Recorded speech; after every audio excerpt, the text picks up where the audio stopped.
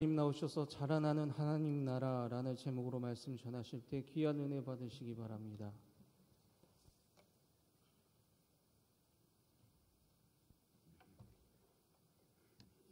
천부여 의지 없어서는 언제나 들어도 은혜롭죠.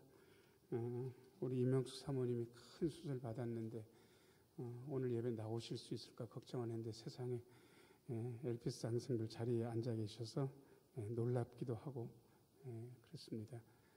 박수로 우리 엘피스 장성을 격려하겠습니다. 잠시 기도하고 하나님 말씀 듣습니다. 은혜로우신 주님, 이 시간 말씀하여 주옵소서.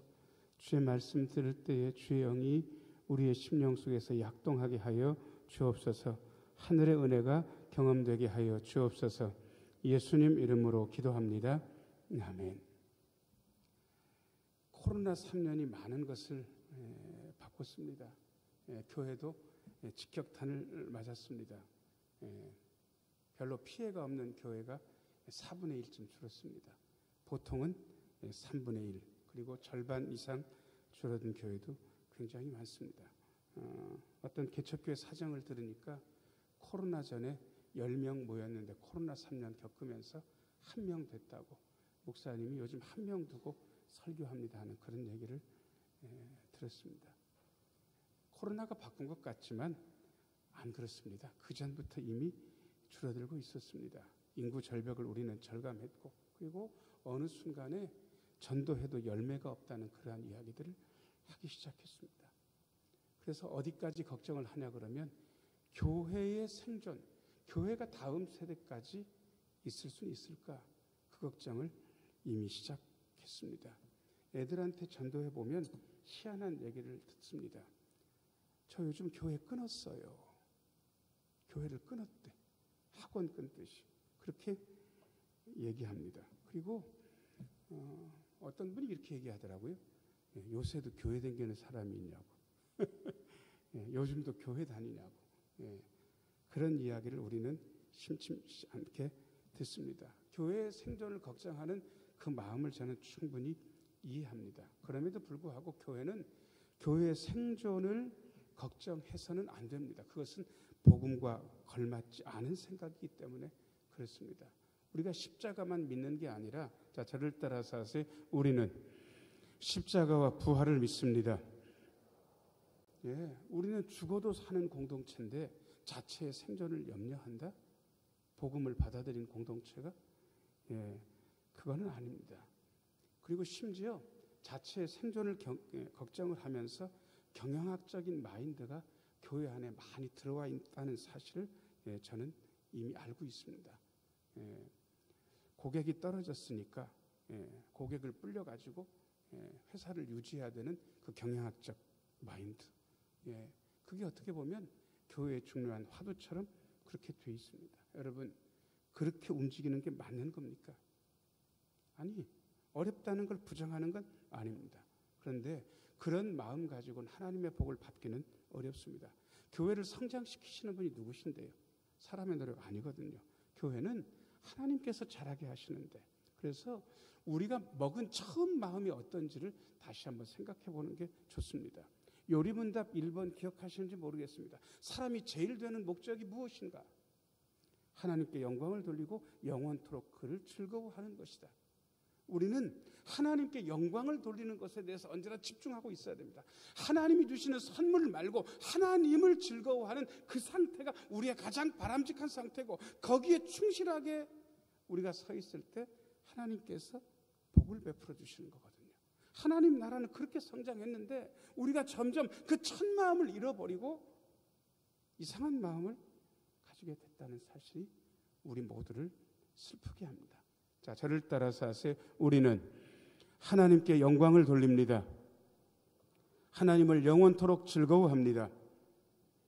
그런데 우리는 어느덧 하나님은 즐거워하지 않으면서 하나님께서 우리에게 주신 선물, 누림, 하나님께서 우리에게 보상으로 주시는 것, 그것에만 너무 신경을 쓰면서 살아왔습니다. 행복이 우리의 목적인 것처럼. 아니요. 예수 믿는 사람은 예수 믿는 사람 스스로의 행복이 목적이 돼서는 안 됩니다. 그렇게 해서는 행복할 수 없습니다. 결국 그것은 분노로 끝납니다. 결혼하기 전에 가장 심각한 잘못이 뭔지 아세요? 서로 행복하려고 결혼한대. 여러분 얼마나 행복할 것 같습니다. 얼마나 행복하냐고요. 시간이 지나고 나면 서로가 서로에 대해서 분노하게 될 가능성이 많습니다. 왜? 그 사람이 나를 행복하게 안 해주거든요. 훨씬 더 좋은 목적이 있고 훨씬 더 바람직한 목적이 있고 훨씬 더 현실적인 목적이 있는데 우리는 그 목적에 대해서 잊어버린 거예요. 그래서 저는 바로 이때가 하나님 나라의 비전을 다시 한번 생각할 때가 아닌가라는 생각을 하게 됐습니다. 그래서 하나님 나라에 대해서 알기 위해서 마태복음 13장, 마가복음 4장이 아주 기묘합니다. 여기에는 하나님 나라에 대한 완벽한 그림들이 아름답게 그려져 있습니다. 그 그림을 보고 우리의 마음속에 열정을 다시 한번 일으켜야 우리는 처음 마음을 회복하게 되고 그리고 하나님 나라의 성장을 향해서 제대로 나아갈 수 있거든요. 그래서 오늘 그 얘기를 4가지로 드리려고 합니다. 1번입니다. 같이 한번 읽어야죠. 시작. 하나님 나라에 씨앗을 뿌릴 때 26절입니다. 26절. 같이 한번 읽겠습니다. 시작. 또 이르시되 하나님의 나라는 사람이 씨를 땅에 뿌림과 같으니. 여러분 이게 굉장히 의심스러운 행동인 건 아세요? 왜 사람이 씨앗을 땅에 뿌립니까? 그냥 놀이 삼아서 안 그래요. 원하는 게 있습니다. 바라는 게 있습니다. 그 씨를 뿌리고 시간이 지나고 나면 30배, 60배, 100배의 결실을 맺을 거라는 사실을 이미 사람은 예상하고 씨를 뿌리는 겁니다.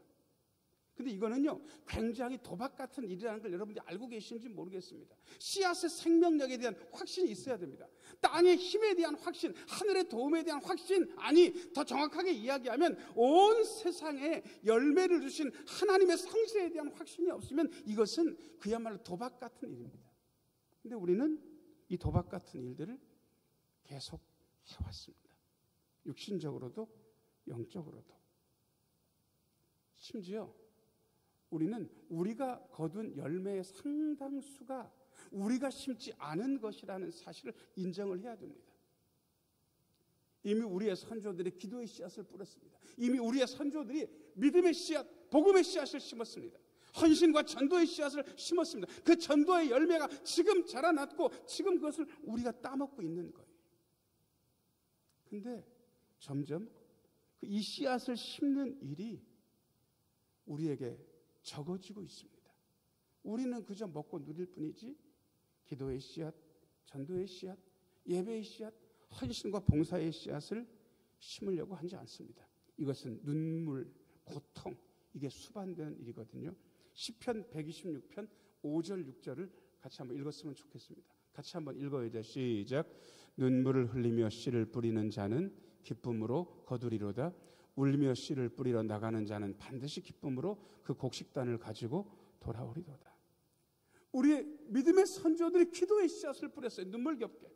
눈물겹게 전도했어요. 눈물겹게 자기의 시간을 들여서 교회에서 봉사의 씨앗을 뿌렸습니다. 그리고 우리는 그게 우리가 심은 거라고 착각하면서 이미 많이 거뒀습니다. 몇 달 전에 제가 기도원 가서 며칠 있다가 왔는데 가서 처음 든 느낌은 실망감이었습니다. 왜 실망했는지 아세요? 제가 대학생 때 하늘산 기도원에 갈 때는요 어마어마하게 사람이 많았습니다. 야, 이렇게 모여서 기도하니까 힘난다. 그런데 꽤 유명한 서울 근교에 있는 기도원 갔는데 세상에 저녁 때 사람이 별로 없어요. 한 3, 40명 앉아 있는 거예요. 그 엄청난 시설에 그냥 3, 40명이 앉아가지고 열심히 기도하는 거예요. 그거를 처음 본 충격이 어마어마했습니다. 제가 신대원 다닐 때 삼각산 기도원 꽤 주말이면 갔었습니다. 거기서 앉아 있으려 치면 제가 한 3번쯤 쫓겨났습니다. 누가 와서 툭 치면서 여기 자기 자리라는 거예요. 이름도 안 써놓고. 근데 그 얼굴 보니까 거짓말하는 얼굴은 아니에요. 그래서 앉기 좋고 전망 좋은 자리에서 밀려났어요. 그 다음 좋은 자리를 앉아있는데 조금 있으니까 딴 분이 와가지고 그게 당신 자리라는 거예요. 4시간이라는 거예요. 어떻게 하면 쫓겨나요? 3번쯤 쫓겨나서 제가 앉은 자리는 전망도 별로 안 좋고 기도하기도 별로 안 좋은 자리, 겨우 그냥 앉아있는 자리에서 그렇게 기도하다 왔습니다. 여러분, 자기 자리가 산에 기도하는 자리가 있었던 전설적인 시절이 우리에게 있었던 거예요. 이제 그게 다 사라졌습니다. 그 어마어마한 기도의 열매를 우리가 먹어놓고 이제 우리는 그만큼 기도 안 하는 거예요. 저는 여기에 대해서 변명할 생각이 없습니다. 저는 저희 할머니의 기도, 저희 아버지, 어머니의 기도를 먹고 사는 사람입니다. 근데 솔직히 말씀드리면 저도 뭐 기도 안 하는 건 아니에요. 새벽에 저녁에 기도해요. 그런데 내 자식이 내가 따먹은 만큼의 기도의 열매를 내 자식이 따먹을 수 있을지에 대해서는 좀 미안한 마음입니다. 많이 안 심은 것 같아서. 여러분들은 어떠신지 모르겠습니다. 나는 내 부모의 기도에, 헌신에, 봉사에 그 어마어마한 뿌림의 열매를 내가 먹고 살았는데 나는 그만큼 뿌리고 내 자식이, 내 다음 세대가 이걸 누릴 수 있을 만큼 나는 그러고 있는지 다시 한번 생각해야 됩니다. 자, 저를 따라서 하세요. 하나님 나라의 씨앗을 뿌릴 때입니다. 예, 두 번째입니다. 두 번째, 예, 같이 한번 읽어야죠. 시작. 하나님 나라의 씨앗이 자랄 때입니다. 예, 27절. 예, 같이 한번 읽어야죠. 시작. 그가 밤낮 자고 깨고 하는 중에 씨가 나서 자라되 어떻게 그리 되는지를 알지 못하느니라. 여러분, 여기 농부가 씨앗을 뿌렸잖아요. 깨는 중에 씨가 자라는 건 이해가 돼요. 열심히 가서 했을 거 아니겠어요? 밭에 가가지고 김도 매주고 그 다음에 뭐가 또 잘못 심겼으면 흙을 좀 돋아주기도 하고 그리고 뭐 비료도 주고 뭐 그럴 것 같아요. 그런데 문제는 그 27절 다시 한번 비춰줘 보세요. 예, 깨는 중에만 자랍니까? 농부가 자는 중에도 자랍니까? 이게 신비 아니겠어요? 예, 우리가 열심히 해야 뭐 될 것 같잖아요. 근데 희한한 거는 자는 중에 자란다는 거예요. 그 근육 키우는 분들이 재미난 얘기를 하더라고요. 예, 이 벌크업을 하려면 운동할 때 막 근육 운동을 해가지고 펌핑 시키고 막 그때 근육이 자라는 게 아니랍니다. 예, 언제 자라냐 그러면 그 운동을 마치고 쉴 때. 그래서 운동에 가장 열심히 근육에 자극을 주고요. 그 다음에 그 자극을 주지 않은 상태로 한동안 쉬어야 되는 거예요. 그래서 매일 하면 근육이 쭌답니다. 이틀에 한 번, 3일에 한 번 그렇게 해가지고 그렇게 쉬어야 그 쉬는 중에 근육이 자라는 거예요. 여러분, 곡식도 마찬가지입니다. 깨있는 중에만 자라는 게 아니라 농부가 자는 중에도 자랍니다. 그래서 역할이 좀 다릅니다. 그 자라게 하시는 분이 달리 계시거든요. 고린도전서 3장 6절 7절 말씀 읽어보겠습니다. 같이 한번 읽어야죠. 시작. 나는 심었고 아볼로는 물을 주었을 때 오직 하나님께서 자라나게 하셨네. 예, 고린도 교회 복음의 씨앗을 심은 분이 바울입니다. 그리고 그 뒤에 후속 교역자로 와가지고 물을 준 분이 아볼로입니다. 그 다음에 바울은 심었고 아볼로는 물을 주었는데 하나님께서 어떻게 하셨는가? 예, 밑에 두 줄 한 번 더 읽어야죠. 같이 읽겠습니다. 시작. 오직 하나님께서 자라게 하셨나니. 7절 읽어요. 7절 같이 읽겠습니다. 시작. 그런즉 심는 이나 물 주는 이는 아무것도 아니로되 오직 자라게 하시는 이는 하나님이 자라게 하신다는 거예요. 예, 여러분, 우리 신흥교회 씨앗을 심은 이전에 교역자들이 계십니다. 정 목사 뭐 하는 사람인지 아세요? 제가 물 주고 있는 사람입니다. 물론 심기도 조금은 심겠죠. 물 주는 사람, 영적인 물을 주는 사람. 그런데 여러분, 아무것도 아닙니다. 심는 분에 대해서 제가 폄하하는 게 아닙니다. 성경대로 말씀드리는 것입니다. 자, 저를 따라서 하세요. 우리 하나님이 자라게 하십니다. 자라는 것은 우리의 영역이 아닙니다. 하나님께서 영적 생명을 자라게 하시는 거예요. 교회를 유기체라고 합니다. 그냥 그 유기체를 한마디로 표현하는 게 예수 그리스도의 몸입니다. 몸. 여러분, 몸은 물질적 성장이 한계가 있는 것을 아시는지 모르겠습니다. 어떤 분들은 키가 그냥 165cm, 거기까지밖에 안 자라요. 무슨 수를 써도 거기까지밖에 안 자라는 거예요. 그죠? 어떤 분은 무슨 짓을 안 해도 170까지 자라요. 어떤 분은 175cm까지 자라요. 어떤 분은 180cm, 2m까지 자라는 분들도 있어요. 성장에는 한계가 있습니다. 교회도 마찬가지입니다. 제가 아는 목사님 한 분이 솔직히 말씀드릴게요. 저보다 설교 잘해요. 공부도 저보다 훨씬 더 많이 하셨어요. 근데 그분은 교인이 30명일 거예요. 돌아가실 때까지 30명일 거예요. 왠지 아세요? 그분이 목회하는 마을이 다른 마을하고 많이 떨어져 있는데 그분이 사시는 가구 수가 100가구 정도 되는데 그 100가구는 이미 노인들밖에 안 계시고 이미 100가구 중에서 사람이 안 살아가지고 시골집이 뭐 팔면 얼마나 팔리겠습니까? 그러니까 비어있는 집들이 하나씩 둘씩 셋씩 늘어나고 있는 추세인 거예요. 그 목사님이 고민스러운 얼굴로 저한테 얘기했습니다. 목사님, 제 있는 동안은 그래도 교회는 있을 거예요. 그런데 제가 이 목회에서 은퇴할 때쯤 되면 다 돌아가실 것 같다는, 아무도 안 남으실 것 같다는. 여러분, 왜 제가 잘한다는 이야기하면서 물질적 성장이 한계에 있다는 이야기까지 함께 드리겠습니까? 제한 없이 잘하는 게 있다고 말씀드리기 위해서 그렇습니다. 물질적 성장은 한계가 있지만, 자, 저를 따라서 하세요. 우리의 영적 생명은 예수님까지 자랍니다. 우리의 영적 생명 그렇게 자란다고요. 여러분들 집중할 것하고 그냥 받아들여야 될 게 좀 다릅니다. 받아들일 걸 받아들이지 않으면, 비교하기 시작하면 불행합니다. 여러분, 요즘 왜 불행한지 아세요? 절대적으로 지금 1960년대, 70년대보다 요즘 못 살지 않아요. 여러분, 냉장고 한번 열어보세요. 집에 냉장고 하나인 분들 그리 흔치 않습니다. 적어도 김치 냉장고 하나, 그냥 냉장고 하나, 심지어 냉동고를 하나 두 개씩 더 갖고 있는 분들이 우리 교인들 중에 굉장히 많습니다. 그 냉동고를 열어보면 그 안에 것만 파먹어도 한 달, 두 달 이미 파먹고 잘 살 수 있습니다. 그런데 왜 불행할까요? 왜 불행한지 아세요? 비교해서 그래요. 옆집은 1년이면 2차례 외국 여행 간다는 거예요. 동남아 가는 거 아니고 북유럽도 가고 남미도 가고 그런다는 거예요. 그래서 열받는 거예요. 옆집은 입는 게 나랑 다르다, 몸에 걸치는 게 나랑 다르다, 그래서 불행한 거예요. 비교를 그치지 않으면 스트레스 받습니다. 행복하지 않습니다. 예수 믿어도 예수 믿는 보람이 없는 것 같습니다. 주목하는 게 뭔데? 잘못된 걸 주목하니까 불행한 겁니다. 영적 생명.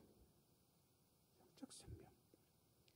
저는 요즘 주기도문을 할 때마다 한편으로는 마음이 뿌듯하고 한편으로는 조금 허전합니다. 우리에게 일용할 양식을 달라고. 여러분들이 느끼고 있는 일용할 양식은 어떤 겁니까? 어디까지 일용할 양식에다가 여러분들이 집어넣고 계십니까?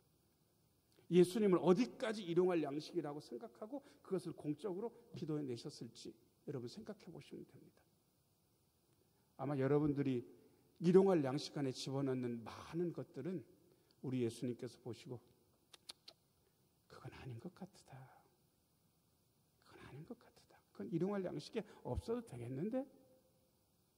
그러실 수도 있는 겁니다. 그러니까 여러분, 그런 물질적인 것에 너무 집착하시면 스트레스 받습니다. 자, 저를 따라서 하세요. 우리의 영적 생명, 거기에 집중하셔야 씨앗이 자라는 것을 보실 수 있습니다. 그 다음에 31절, 32절, 31절, 32절, 같이 한번 읽어야 돼요. 시작. 겨자씨 하늘과 같으니 땅에 심길 때에는 땅 위의 모든 씨보다 작은 것이로되 심긴 후에는 자라서 모든 풀보다 커지며 큰 가지를 내나니 공중의 새들이 그 그늘에 깃들일 만큼 되느니라. 아멘. 여러분, 겨자씨를 실제로 보신 적 있는지 모르겠습니다. 저는 봤습니다. 실제로. 좁쌀보다 더 작습니다. 좁쌀보다 더 작습니다. 이게 땅바닥에 심겼으면 심겼는지 안 심겼는지조차도 알 수가 없습니다. 희한해요. 여러분, 하나님 나라가 그렇게 시작된 거예요. 저분 안에 하나님 나라가 이미 영적인 생명이 시작됐는데 다른 사람들은 어떤 표지도 볼 수 없어요. 그 시기를 상당 부분 지나야 됩니다. 저분이 예수 믿는지 영적 생명이 있는지에 대해서 확인할 길이 없는 거예요. 근데 우리는 자꾸 우리의 눈으로 빨리 보고 싶어 해요. 단기간의 성과를 너무 요구합니다. 생명에 대해서 이야기하면서 사람이 얼마나 많이 걸려서 철들고 성장하는지에 대해서 우리가 이미 알고 있는데 영적인 생명에 대해서는 단기간의 성과를 요구하는 거예요. 여러분, 큰 수술 받으면요, 몸이 100% 거의 80점, 90점까지 돌아올 때 시간 오래 걸립니다. 우리 교회에 무릎 뽀갠 분들이 많아요. 죄송합니다. 뽀겠다고 그래가지고. 제가 제 얘기가 아니고 우리 교회 권사님들 그렇게 얘기해. 뽀겠다고. 뽀개놓고 나니까 목욕탕 가가지고 저 여자분이 무릎을 하나 뽀겠나 2개 뽀겠나 맨날 세시는 분들도 계셔요. 그 뽀갠 분들이 뭐라고 정 목사한테 얘기한 줄 아세요? 목사님, 이게 원활하게 될 때까지 1년 걸리는 것 같다고. 1년 걸리는 것 같다고.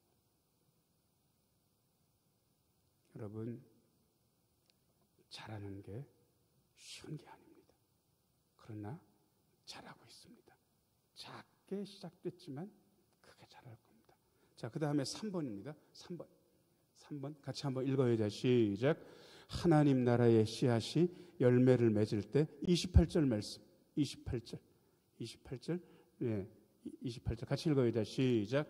땅이 스스로 열매를 맺되 처음에는 싹이요 다음에는 이삭이요 그 다음에는 이삭에 충실한 곡식이라. 아멘. 여러분, 처음에는 두 번째 줄 보니까 뭐가 튀어납니까? 싹 튀어요. 자, 그 다음에는 뭐가 맺히기 시작합니까? 중간에 꽃 피는 거는 생략도 있습니다. 왜냐 그러면 저는 볕꽃이 있는지 얘기만 들었지 한 번도 가까이서 볕꽃을 본 적이 없어요. 여기 계신 분들은 아마 시골에서 자란 분들도 많을 테니까 볕꽃 보신 적 있으시죠? 별로 없으세요? 저랑 거의 비슷하세요? 벼에도 꽃이 핍니다. 향기도 있답니다. 꽃 피고 이삭이 맺기 시작하고 나중에 이삭이 여무는 과정까지. 여러분, 싹, 그 다음에 꽃 피고 이삭도 생겨나고 그 다음에 이삭이 여무는 과정까지. 여러분, 열매를 맺는 거는 시간이 걸립니다. 저분이 하나님 나라 일원이 되는데 그 하나님 나라 일원이 성령의 열매를 맺을 때까지는 시간이 걸린다고. 시간이. 그 시간을 기다려주지 않으면 우리는 많은 일들을 그르치게 될 가능성이 있습니다. 자, 저를 따라서 하세요. 열매가 익으려면 시간이 필요합니다. 저는 동남아 과일들이 맛있는 걸 잘 몰라요. 보통은 거기서 퍼럴 때 따가지고 컨테이너에 실어가지고 오면 후숙이라 그래가지고 나무에 달려서 열리는 게 아니고 딴 상태로 그냥 뒤에 익는 거잖아요. 그러니까 맛이 저는 이게 그렇게 맛있는 건가? 동남아 가서 과일 먹으면 죽인다 그러던데. 근데 제가요 여행 가가지고 동남아 진짜 나무에 매달려가지고 정확하게 익어가지고 딴 망고도 먹어봤고, 잭프루트 뭐 이런 것도 먹어봤고, 심지어 두리안도 먹은 적이 있는데, 야, 그걸 먹고 나서 익은 거랑 안 익은 거의 차이가 어마어마하다는 사실을 깨달았습니다. 시간이 걸리는 거더라고요. 시간이. 하나님 나라도 마찬가지입니다. 자, 저를 따라서 하세요. 하나님 나라의 씨앗이 열매를 맺을 때까지는 뭐가 걸립니까? 시간이 걸려요. 그 시간을 기다릴 줄 알아야 됩니다. 사람이 철이 제일 늦게 듭니다. 보통 짐승은요 1년, 2년 키우고 나면 재구실을 합니다. 그런데 여러분, 사람을 1년, 2년 키우고 나서 사람 구실을 하는 걸 보신 적이 있으십니까? 죄송합니다. 저는 지금 나이가 거의 60에 근접했는데 제가 철든 지가 얼마 안 됐습니다. 진짜로요. 철든 지가 얼마 안 됐다고요. 여러분, 그걸 생각한다면 얼마나 기다려야 될까? 열매를 맺을 때까지. 자, 그 다음에 네 번째입니다. 네 번째, 같이 한번 읽어요. 하나님 나라의 열매를 추수할 때 29절 말씀 같이 한번 읽어요. 자, 시작. 열매가 익으면 곧 낫을 대나니 이는 추수 때가 이르렀음이라. 아멘. 열매가 익으면 낫을 대서 추수한다. 옛날 추수 방식이지요. 여러분, 이 열매가 익을 때까지 같이 자라는 게 있습니다. 여러분, 곡식만 자랍니까? 가라지도 자랍니까? 가라지도 자라요. 그래서 칼빈이 유명한 얘기했습니다. 이거를 양과 이리로 얘기도 하는데요. 교회 안에 구원받지 못할 이리가 있다. 딱 이렇게 얘기했습니다. 칼빈이 한 얘기예요. 그 다음에 교회 밖에 구원받아야 될 양이 있다. 이렇게도 얘기했습니다. 기가 막힌 얘기. 여러분, 이 얘기가 무슨 얘기인지 아세요? 곡식과 가라지가 섞여 있다는 거. 추수 때 하나님께서 그때 한꺼번에 나누시고 알곡은 곡간에 드리고 가라지는 불 속에 태우신다. 이렇게 이야기하십니다. 근데 여러분, 이쯤 말씀드리면 그런 분 난 가라지 아니 가라지라고 말씀드리는 게 아닙니다. 이걸 우리 눈으로 구분할 수 없다는 이야기를 드리고 있는 겁니다. 우리는 그분이 가라지인지 곡식인지 몰라요. 양인지 일인지 모르는 거예요. 그러니까 우리는 항상 그분을 보기 양으로 봐야 되고 그분을 보기 알곡으로 봐야 돼요. 우리는 그걸 갈라낼 재간이 없기 때문에. 그 대신 저는 지금까지 어떤 목회의 경험을 가지고 있냐 그러면요, 가라지처럼 보였던 분이 나중에 알곡으로 드러난 것을 본 적이 있습니다. 이리처럼 보였던 분이 나중엔 진짜 양이 되는 것을 저는 목격한 사람입니다.